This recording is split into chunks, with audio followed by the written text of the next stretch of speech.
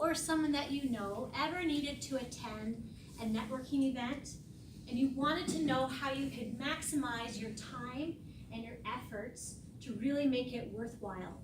Today, I wanted to share with you 5 tips on how to be a better networker than you already are. I came up with a really easy to remember acronym, S.M.I.L.E, which spells smile. The S stands for stance. I feel that it's really important for you to understand how your posture affects the people that you speak to. At this event that I attended at Fleur, it was really easy because we were standing behind a table and people were coming up to us. It's important to stand with confidence and to be friendly and approachable.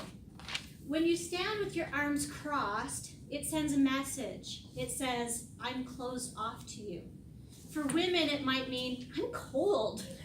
So my tip is, wear something that you're comfortable in that's going to keep you warm so that you can be relaxed as you're standing and being approachable to people. The M stands for Mannerism. It's, again, equally important that when someone comes up to you, that you understand who you're talking to in the sense of their personality, the things that they do, that you match what they're doing to you. For example, we had someone who came up who was big and boisterous. They were enthusiastic and they shared a joke already. They're like, Toastmasters, isn't that something that you start making bread for? And so by matching their joviality, you're able to make a better connection with them and being able to joke back with them. I also think it's very important that depending on the networking event that you attend to, that you understand your level of volume when you're speaking. At the event here at Fleur, we were out in the atrium in that big foyer, and so you had to make sure that your voice was loud enough that you could hear each other over the table. If you're at a different kind of networking event, a smaller one, you want to make sure that your voice isn't heard by the whole room if you're having a quiet conversation with someone. So you want to be able to understand and match the mannerisms of yourself, but also the person that you're talking to. I stands for interested. Kind of what Marcy just mentioned.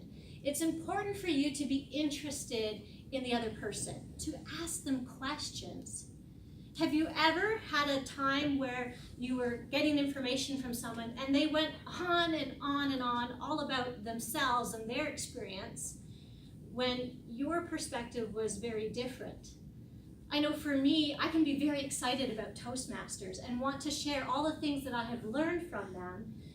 And then I find out that the person that I'm talking to is maybe wanting a few tips on how to give a great toast at their daughter's wedding. Or perhaps they're already an accomplished speaker and they're looking to see if they might fit in for something that's a little bit more selective. Like they're looking for tips on how to add humor to their speeches already. So by asking questions and being interested in them, then you can better tailor your pitch and be able to make comments that are really personalized for them. The L goes hand in hand with that. L stands for listen. It's really important for you to listen attentively to what they have to say, because then you can tailor your talk to what the person is looking for. If you just ask questions, but don't listen to the response, you want to listen for things such as their name, what they're interested in, what they're looking for, and just have that courteous connection with them. The E stands for encourage. You want to make sure that you encourage them for some kind of action. Perhaps it's signing up the email list. That's what we had at our event. We were wanting people to leave their name and their contact information so that we could follow up with them later. We also wanted to encourage them to come to an event and check us out. So it's really important for you to encourage them in some way. Perhaps you can make a comment as to what they already, the strengths that they already have, what they have going for them, and then encourage them to take a next step. As Leah already mentioned, the biggest tip that I have from one of my business mentors is the fortune is in the follow-up.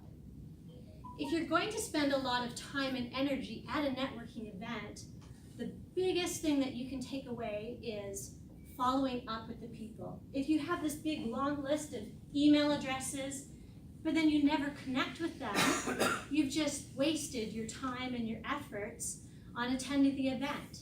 So you need to make sure that you connect with the people that you have met, again, to encourage them to come and to get more information if that's what they were looking for. So the next time that you go to a networking event, remember your stance, your mannerism, be interested, listen attentively, and encourage them to action. And of course, yes, you'll want to smile.